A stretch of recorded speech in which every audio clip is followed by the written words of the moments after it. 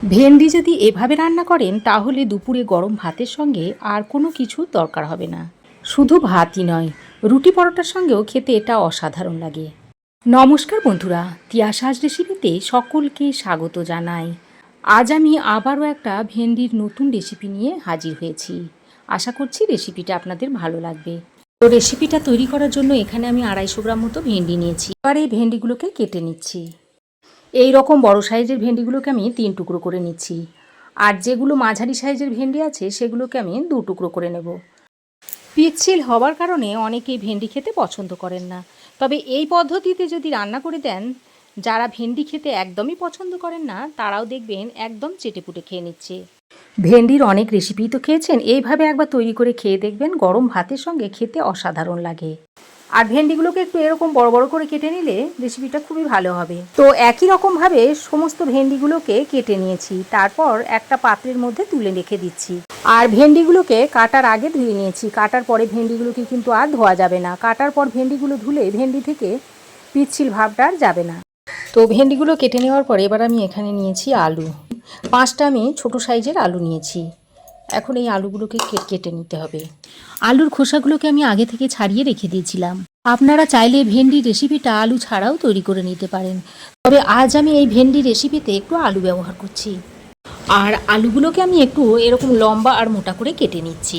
তো একই রকমভাবে সব আলুগুলোকে আমি কেটে নিয়েছি।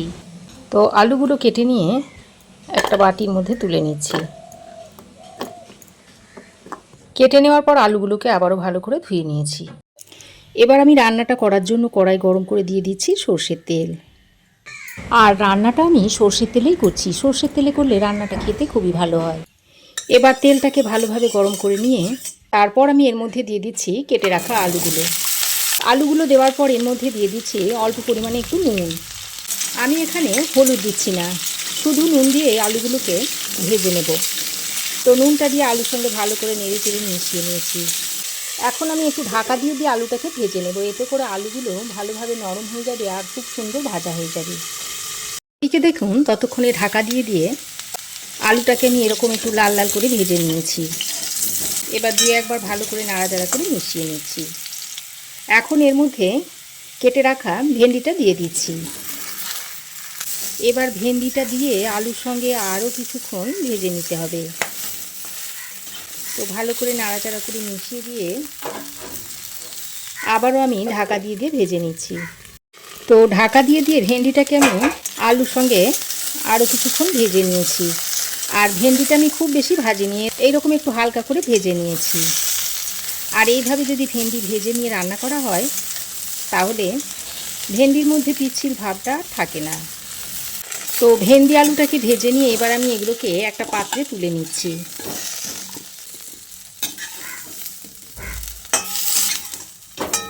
দেখুন, আলু ভেন্ডিটাকে একসঙ্গে করে ভেজে তুলে নিয়েছি। এবার আমি ওই কড়াইয়ে আরও একটু সর্ষের তেল দিয়ে দিচ্ছি।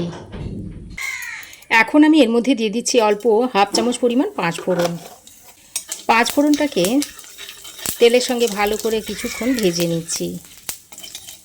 তারপর ওই যে বাটা মশলাটা তৈরি করে রেখে দিয়েছিলাম সেটা এর মধ্যে দিয়ে দিচ্ছি। ওরই সঙ্গে জারটা ধুয়ে অল্প একটু জলও দিয়ে দিলাম। এবার এই মশলাটাকে একটু ভালো করে কষিয়ে নিতে হবে। তো ভালো করে নেড়ে চেড়ে মিশিয়ে নিয়ে মশলাটাকে আমি ঢাকা দিয়ে একটু কষিয়ে নিচ্ছি। 2 মিনিট মতো ঢাকা দিয়ে মশলাটাকে কষিয়ে নিয়েছি। আর এতে করে আদা আর পেঁয়াজের গন্ধটা চলে গেছে। এবার আমি এর মধ্যে দিয়ে দিচ্ছি হাফ চামচ পরিমাণ হলুদ গুঁড়ো, আর দিয়ে দিচ্ছি একটু লঙ্কার গুঁড়ো। এই রেসিপিটাতে খুব বেশি তেল মশলার দরকার হয় না, অল্প তেলে আর হাতের কাছে থাকা কয়েকটা মশলা দিয়ে রেসিপিটা খুব তাড়াতাড়ি তৈরি হয়ে যায়। এই রেসিপিটা একটু ঝালঝাল হলে খেতে ভালো লাগে। হলুদ গুঁড়ো আর লঙ্কার গুঁড়োটা দিয়ে আবারও মশলার সঙ্গে খুব ভালো করে মিশিয়ে নিয়েছি। তারপর এটাকে একটু ঢাকা দিয়ে মশলাটাকে কষিয়ে নিচ্ছি। তো ঢাকা দিয়ে আমি আরও 2 মিনিট মতো মশলাটাকে কষিয়ে নিয়েছি। আর মশলাটাকে ঠিক এইরকম একটু শুকনো শুকনো করে কষিয়ে নিতে হবে, এতে করে মশলার কাঁচা গন্ধটা থাকবে না। আর যে কোনো রান্নাতে যদি মশলার কাঁচা গন্ধ বেরোয় তাহলে সেটা খেতে ভালো হয় না। তাই এইভাবে একটু মশলাটাকে শুকনো শুকনো করে কষিয়ে নেবেন। আর এই সময় গ্যাসের ফ্লেমটাকে মিডিয়ামে রেখে দেবেন, তা না হলে মশলাটা পুড়ে যাবে। আর এই মশলার মধ্যে যেটুকু জলো ভাব রয়েছে ভালো করে নাড়াচাড়া করে এই জলো ভাবটাকে শুকিয়ে নিতে হবে। কিছুক্ষণ নাড়াচাড়া করে মিশিয়ে জলো ভাবটাকে শুকিয়ে নিয়েছি। এবার আমি এর মধ্যে অল্প পরিমাণে একটু জল দিয়ে দিচ্ছি, দিয়ে মশলার সঙ্গে ভালো করে মিশিয়ে নিচ্ছি। এতে করে মশলাটা দলা পাকিয়ে থাকবে না, সুন্দরভাবে মশলাটা মিশে যাবে। তো জলটা দিয়ে মশলার সঙ্গে ভালো করে মিশিয়ে নিয়ে এবার আমি ভেজে রাখা ভেন্ডি আর আলুটা দিয়ে দিচ্ছি। ভেন্ডি আলুটা দিয়ে মশলার সঙ্গে খুব ভালো করে কষিয়ে নিতে হবে। এই 2-3 মিনিট সময় নিয়ে ভেন্ডি আলুটাকে মশলার সঙ্গে খুব ভালো করে কষিয়ে নেবেন। আর মশলা যত ভালো করে কষাবেন রান্নার স্বাদ কিন্তু ততই বাড়বে। খুবই সাধারণ একটা রান্না, কিন্তু খেতে হয় অসাধারণ। তো ভেন্ডি আলুটাকে মশলার সঙ্গে খুব ভালো করে 2-3 মিনিট মতো কষিয়ে নিয়েছি। এবার আমি এর মধ্যে পরিমাণ মতো জল দিয়ে দিচ্ছি। তবে এই রান্নাটাতে খুব বেশি জলের প্রয়োজন হয় না। এই আলু ভেন্ডিটা যাতে সেদ্ধ হয়ে যায় সেই পরিমাণ জল আমি এর মধ্যে দিয়ে দিয়েছি। আর এই তো জলটা দিয়ে ভেন্ডি আলুটাকে খুব ভালো করে মিশিয়ে নিয়েছি। এবার আমি এর মধ্যে স্বাদ মতো নুন দিয়ে দিচ্ছি। আগেও আমি আলুটা ভাজার সময় নুন দিয়েছিলাম, সেই বুঝেই পরিমাণ মতো নুনটা এখন দিয়ে দিলাম। নুনটা দিয়ে ভালো করে মিশিয়ে নিয়েছি। তারপর একটা ঢাকনা লাগিয়ে 6-7 মিনিট মতো রান্না করে নেব। তো ঢাকা দিয়ে আমি 6-7 মিনিট মতো রান্না করে নিয়েছি।